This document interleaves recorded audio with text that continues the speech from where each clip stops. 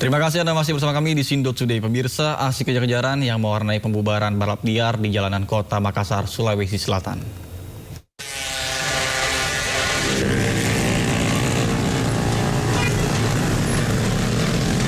Sejumlah pembalap liar di Jalan Andi Pangeran Petarani, Panakukang, Kota Makassar langsung tancap gas saat melihat kedatangan polisi. Aksi kejar-kejaran antara polisi dan para pembalap amatir ini pun tak terhindarkan.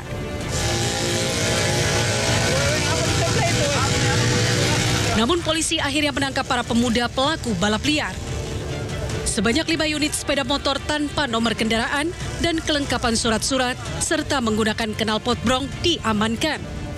Selain pembubaran balap liar, polisi juga memeriksa kerumunan pemuda penonton balap liar di sejumlah titik jalanan kota Makassar. Tadi itu kami dari bersama tim Resmob atau opsional kami, unit reskrim Polsek Panakukang berhasil mengamankan sekitar 4 sampai 5 unit knalpot brong atau remaja yang menggunakan kendaraan roda 2 yang tidak sesuai dengan standar. Razia dan patroli ini rutin digelar setiap malam dengan menyasar pelaku kriminal, premanisme, serta balap liar motor di jalan raya. Dari Makassar, Sulawesi Selatan, Muhammad Nurbone, iNews melaporkan. Diduga gagal mengurangi kecepatan, sebuah taksi online mengalami kecelakaan hingga terbalik. Akibatnya 1 orang penumpang terluka dan langsung dilarikan ke rumah sakit terdekat.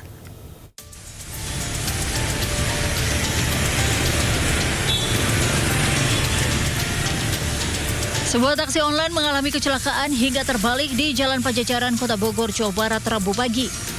Kecelakaan ini bermula saat mobil melaju dari arah Tugu Kujang menuju warung jambu tersebut gagal mengendalikan kendaraannya. Diduga pengemudi mobil tak sempat melakukan pengereman usai menghindari kendaraan di depannya yang berhenti mendadak. Polisi yang datang ke lokasi langsung melakukan olah TKP di tempat kejadian. Korbannya 1 orang sudah dibawa ke rumah sakit Azra, kemudian kendaraan yang di depannya ini sekarang sudah diamankan di Polsek Bogor Utara. Beruntung kedua orang di dalam mobil tersebut selamat dan hanya mengalami luka-luka. Akibat kecelakaan ini, kendaraan rusak parah dan sempat membuat arus lalu lintas di kawasan tersebut macet. Dari Bogor, Jawa Barat, Andi Firmansyah, iNews melaporkan.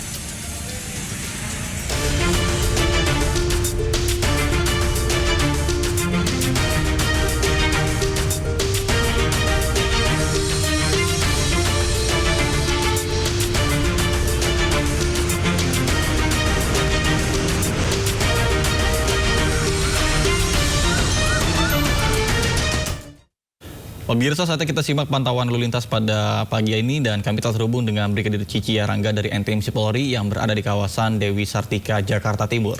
Selamat pagi, Brigadir Cici. Bagaimana pantauan arus lalu lintas dari tempat Anda melaporkan saat ini? Ya, baik, terima kasih Yasmin dan Nata. Pemirsa menemani aktivitas Anda pagi hari ini, kita update informasi arus lalu lintas di sekitaran kawasan Dewi Sartika, yang mana untuk kondisi arus lalu lintas pagi hari ini terpantau dalam keadaan ramai dan lancar. Terlihat untuk kendaraan-kendaraan yang melintas langsung tepat di belakang saya, mengarah dari arah Cawang Kompor yang nantinya akan lurus menuju ke arah PGC ataupun ke arah Cililitan, dan juga yang akan mengambil lajur sebelah kanan untuk berbelok ke arah Kalibata sendiri. Telah terjadi penumpukan kendaraan di mana adanya antrian traffic light yang cukup memanjang sekitar 200 hingga 300 meter ke belakang, dan terlihat juga petugas kami di lapangan masih terus standby untuk melaksanakan pengaturan lalu lintas. Untuk itu kami himbau bagi para pengendara yang melintasi kawasan ini agar tetap berhati-hati dengan mengikuti petunjuk dan arahan dari rekan-rekan yang saat ini sedang bertugas di lapangan. Sedangkan untuk arah Cililitan ataupun dari arah Kramat Jati yang nantinya akan lurus menuju ke arah Pancoran ataupun yang akan berbelok ke kiri menuju ke arah Kalibata sendiri, hingga saat ini pun juga masih dalam keadaan ramai dan lancar. Dihimbau bagi para pengendara sepeda motor untuk tidak menggunakan trotoar jalan dikarenakan trotoar jalan sebagai fungsi para pejalan kaki.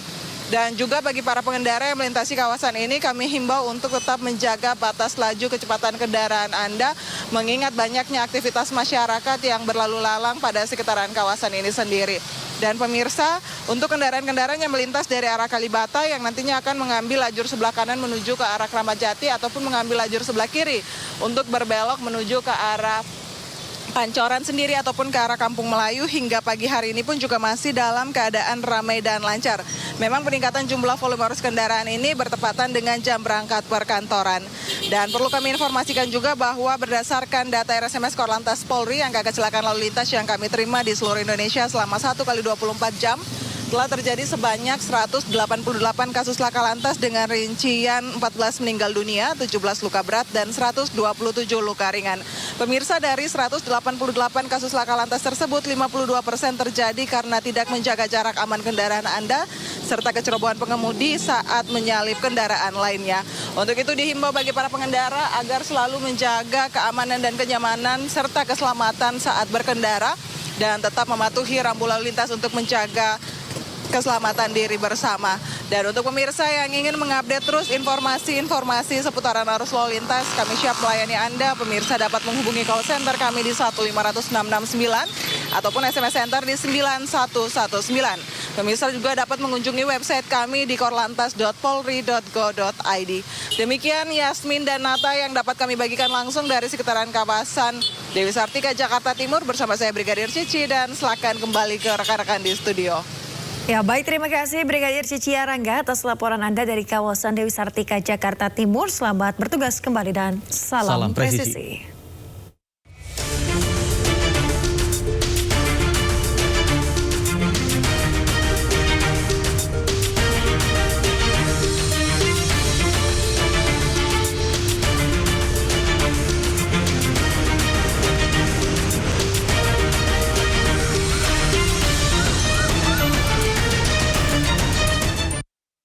Informasi lainnya pemirsa, Kejaksaan Agung mengamankan Komisaris Utama PT Sritex Iwan Setiawan Lukminto terkait dengan perkara pemberian kredit bank ke PT Sritex. Total kredit dalam perkara ini mencapai 3,6 triliun rupiah.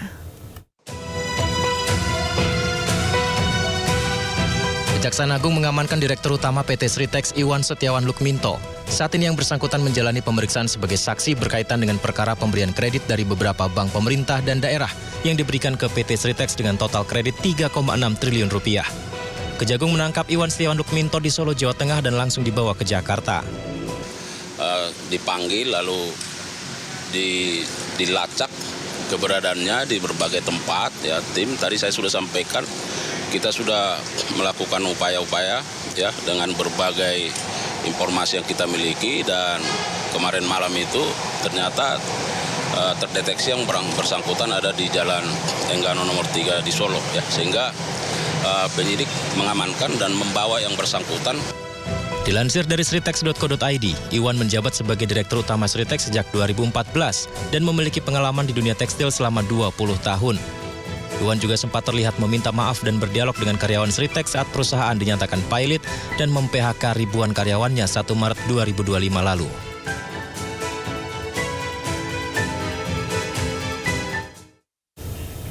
Penangkapan Direktur Utama Sritex ditanggapi beragam oleh mantan karyawan PT Sritex Rejeki Isman. Mereka pun berharap penangkapan Setiawan Lukminto tidak mempengaruhi pemberian pesangon kepada seluruh mantan karyawan.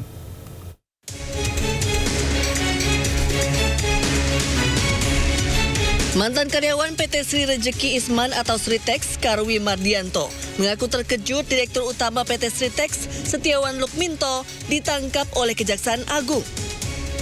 Kejaksaan Agung saat ini tengah mengusut dugaan korupsi terkait pemberian kredit bank kepada perusahaan tekstil PT Sritex. Karwi mengaku tidak takut jika penangkapan Direktur Utama PT Sritex ini berpengaruh kepada pemberian hak pesangon kepada seluruh eks-karyawan. Menurut saya pribadi sebagai eks-karyawan, status kita kan sudah di PHK. Apapun yang terjadi sama duit, saya yakin kemudian hak kami mengenai pesangon tetap cair ya. Masalahnya kita kan statusnya sudah PHK, otomatis kan hak kami tetap akan diberikan, harusnya seperti itu. Di mata mantan karyawan, sosok Iwan Setiawan Lukminto merupakan seseorang yang tegas namun mempedulikan nasib karyawan. Dari Sukoharjo, Jawa Tengah, Kalim Mahfur, iNews melaporkan. Sebelumnya PT Sri Rejeki Isman TBK atau Sritex sebagai salah satu produsen tekstil terbesar di Indonesia dinyatakan pilot hingga akhirnya resmi menutup operasionalnya per 1 Maret 2025. Akibatnya 8.400 karyawan Sritex terkena pemutusan hubungan kerja.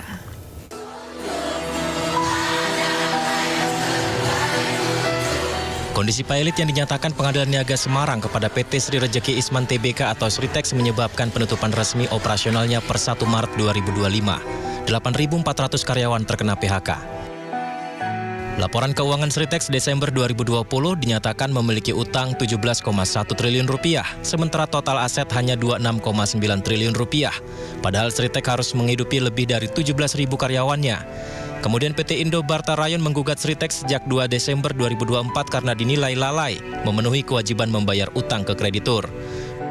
Pada 26 Februari 2025, tim kurator resmi mengeluarkan keputusan Sritex PHK karyawannya. Para pekerja menerima surat PHK sebagai syarat pencairan hak-hak mereka, termasuk jaminan hari tua dan jaminan kehilangan pekerjaan melalui BPJS Ketenagakerjaan. Para karyawan telah mengisi formulir PHK untuk mempercepat pencairan hak mereka. Pemutusan hubungan kerja ini membuat ribuan karyawan Sritex yang sudah bertahun-tahun bekerja berduka dan kehilangan pekerjaan. Momen haru terjadi saat penutupan Sritex, di mana Direktur Utama Sritex, Iwan Setiawan Lukminto, menangis dan menyampaikan kata-kata terakhir ke karyawannya. Suasana haru ini sempat viral di media sosial. Pemirsa, Rabu siang, sidang kasus mafia judi online yang melibatkan mantan pegawai Kominfo kembali digelar di Pengadilan Negeri Jakarta Selatan. 4 mantan pegawai Kominfo terdakwa kasus mafia judi online menjalani sidang di PN Jakarta Selatan. Keempatnya adalah Zulkarnain Aprilianto, Adi Kismanto, Alwin Jabarti Kimas, dan Muhrijan alias Agus. Keempat mantan pegawai Kominfo itu diduga menerima suap dari ratusan pengelola website judi online agar aman dari pemblokiran. Sebelumnya, keempat terdakwa sudah menjalani sidang dakwaan pada 14 Mei lalu. Dalam sidang pertama itulah nama mantan Menteri Kominfo, Budi Aris Setiadi, disebut-sebut dalam surat dakwaan jaksa.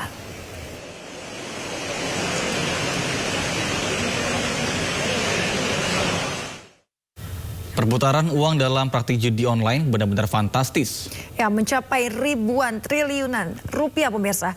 Ironisnya jumlah pemain judi online di Indonesia juga terus bertambah. Mencapai 8,8 juta orang pada tahun 2025 dan berikut data-data judi online yang dirilis PPATK.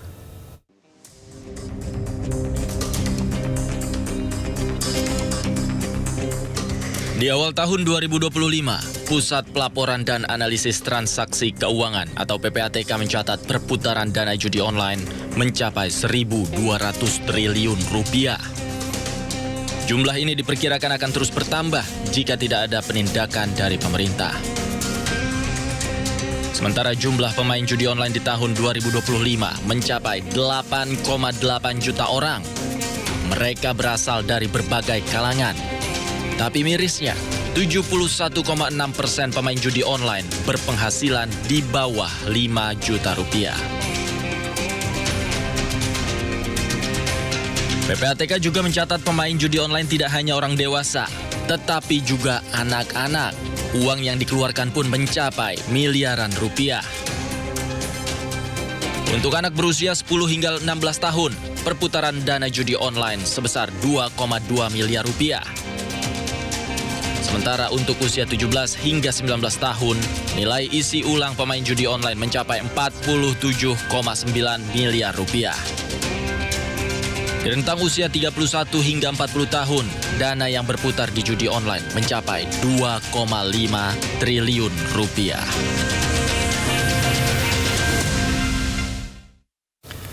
Terkait dengan dugaan keterlibatan mantan Menkominfo Budi Aris Setiadi di kasus mafia judi online, Kapolri Jenderal Listio Sigit menyebut ada peluang untuk kembali memeriksa Budi Ari. Ya, sebelumnya Barreskrim pernah memanggil Budi Ari terkait kasus mafia judi online. Ya, tentunya kita mengikuti proses sidang, nanti petunjuk dari hakim seperti apa. Yang jelas pernah kita periksa dan tentunya mungkin akan kita konfirmasi ulang apabila menghadap petunjuk. Terima kasih. Menteri Koperasi Budi Aris Setiadi dan jajaran telah melakukan audiensi dengan KPK pada Rabu siang.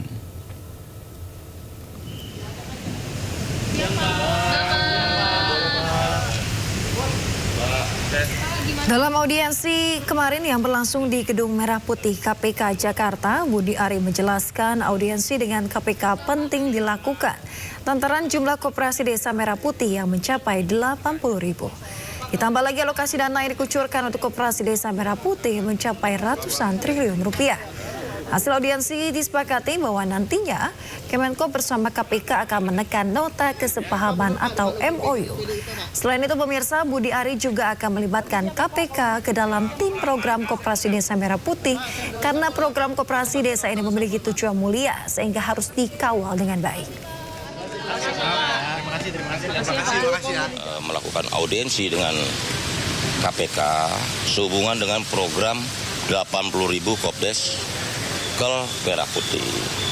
Karena program itu begitu strategis, begitu besar, termasuk melibatkan anggaran yang sangat besar, maka kami meminta bantuan KPK untuk memberikan edukasi, pendidikan anti korupsi juga untuk para pengelola Kopdes, juga pengawasan dan mitigasi risiko. Kita berharap dengan kerjasama dengan banyak pihak, termasuk aparat penegak hukum, KPK, program Kopdes Kelurahan Merah Putih ini bisa kredibel. Karena program Kopdes Merah Putih ini memang bertujuan untuk meningkatkan kemajuan bagi desa, kesejahteraan masyarakat, dan juga memutus mata rantai kemiskinan, dan juga menghilangkan rentenir tengkulak di desa-desa dan membangun serta membentuk sistem ekonomi yang lebih. Mediasi buntu kasus ijazah Presiden ke-7 Republik Indonesia dilanjutkan di pengadilan. Jokowi pun menegaskan ijazah yang dimilikinya akan dibuka ke publik di persidangan nanti.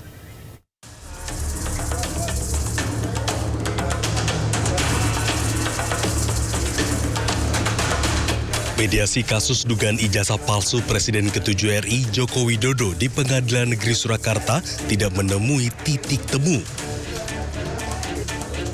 Kedua belah pihak tidak menemui kesepakatan dana akan dilanjutkan di persidangan pada pekan depan. Koordinator Kuasa Hukum Tim Tipu UGM, Andika Dian Prasetyo, mengatakan sulitnya tercapai kesepakatan disebabkan adanya syarat tertentu dan ditolak oleh para tergugat. Tetapi dari pihak tergugat 2, 3, dan 4 itu saya boleh katakan tidak mau untuk membuka data itu di proses mediasi. Maka dari itu ya sudah, berarti bisa dikatakan hari ini kita belum, antara pihak penggugat dan tergugat itu belum bisa menemukan kesepakatan perdamaian. Sebelumnya Presiden ke-7 RI menegaskan dia tidak membuka ijazah aslinya ke publik. Menurut Jokowi, ijazah akan ditujukan ke publik di persidangan. Ijazah nanti akan kami buka pada saat diminta oleh pengadilan, oleh hakim. Presiden ke-7 RI Joko Widodo menjalani pemeriksaan di Barreskrim Polri terkait kasus dugaan kepemilikan ijazah palsu. Selain diperiksa, Jokowi juga sekalian mengambil ijazah yang belum diserahkan ke Barreskrim sebagai barang bukti. Pemirsa, Presiden Prabowo Subianto mengancam akan mencopot pejabat yang tidak mau menyederhanakan regulasi. Pemirsa, hal itu disampaikan Presiden Prabowo Subianto di sela-sela peresmian pembukaan dan pameran tahunan ke-49 Indonesia Petroleum Association di Tangerang, Banten. Presiden Prabowo menyampaikan perlunya penyederhanaan regulasi. Prabowo juga mengancam akan mencopot pejabat yang tidak mau menyederhanakan regulasi. Menurutnya, banyaknya regulasi yang ada menjadi salah satu faktor penghambat investasi masuk ke Indonesia. Setelah ditampung di sini akan diambil oleh kapal-kapal tanker Pertamina untuk dikirim ke Kilang Cilacap, Balongan, dan juga dari kapal. Sekjen Partai Gerindra Ahmad Muzani mengungkapkan para kader Gerindra tengah bersemangat memperjuangkan Ketua Umum Partai Gerindra sekaligus Presiden Republik Indonesia Prabowo Subianto untuk penjabat 2 periode. Ya, Muzani juga menyampaikan Prabowo selalu mengingatkan seluruh kadernya agar periode pertama ini berhasil dan pemerintahan Prabowo bisa memberi manfaat yang besar bagi rakyat dan bangsa. Dan melimpahnya keuangan, dan karena itu kami sedang belajar bagaimana mengelola kepercayaan rakyat yang sekarang ini sedang bertumpu kepada kami. Dan Ketua Umum, Ketua Dewan Pembina kami dipercaya menjadi Presiden Republik Indonesia. Itu sebabnya Pak Bahtiar, meskipun kami ini semangat sekali para kader, sedang berjuang berpikir untuk menjadikan beliau jadi Presiden 2 periode, beliau mengingatkan kami supaya jangan gigi mokso. Beliau mengingatkan kami yang penting bagaimana periode pertama ini berhasil dan beliau bisa memberi manfaat yang besar bagi rakyat dan bangsa. Setelah itu silakan mau teriak-teriak 2 periode juga boleh. Karena beliau juga mendidik kami bahwa berjuang harus realistis, berjuang harus mendasarkan kekuatan apa adanya. Ya inilah kantor menjadi saksi mengenai pikiran-pikiran itu digodok oleh beliau bersama-sama. Pemirsa, Partai Gerindra terima bantuan keuangan dari pemerintah melalui dana parpol sebesar 20 miliar rupiah. Dana ini nantinya akan dikelola dalam bentuk kegiatan partai termasuk pendidikan politik.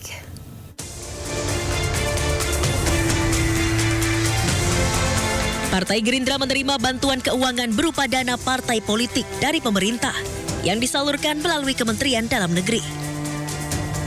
Total bantuan yang diterima Partai Gerindra sebesar Rp21.071.345.000. Bantuan ini diberikan sesuai perolehan suara yang berhasil diraih Gerindra dalam pemilu 2024, yakni 86 kursi dalam pemilihan legislatif dan perolehan suara 58,6% dalam pemilihan presiden. Secara simbolis penyerahan bantuan keuangan kepada Partai Gerindra tahun 2025 diwakili Direktur Jenderal Politik dan Pemerintahan Umum Kemendagri Bahtiar dan diterima Sekretaris Jenderal Ahmad Muzani di kantor DPP Partai Gerindra Jakarta. Bantuan tersebut rencananya akan kami gunakan untuk pendidikan politik. Seperti kawan-kawan tahu bahwa pendidikan politik di Partai Gerindra tidak pernah berhenti, dan meskipun proses pemilihan umum baru selesai, kami tetap merencanakan beberapa kegiatan partai politik kami, yakni dalam bentuk pendidikan kader yang tidak akan pernah berhenti dan terus akan kami lakukan. Karena itu jumlah angka 20 miliar tersebut bagi kami sangat penting, artinya untuk bisa mensupport bagi kegiatan pelatihan kader Partai Gerindra. Bantuan ini nantinya akan digunakan untuk pendidikan politik di Partai Gerindra. Sekjen Gerindra Ahmad Muzani berjanji partainya akan bertanggung jawab terhadap amanat yang telah diberikan pemerintah. Dari Jakarta, Tim Liputan iNews melaporkan. Kementerian Kesehatan Haji menghimbau seluruh jemaah haji Indonesia mewaspadai virus MERS-CoV. Informasinya saat lagi tetap bersama kami di Sindo Today.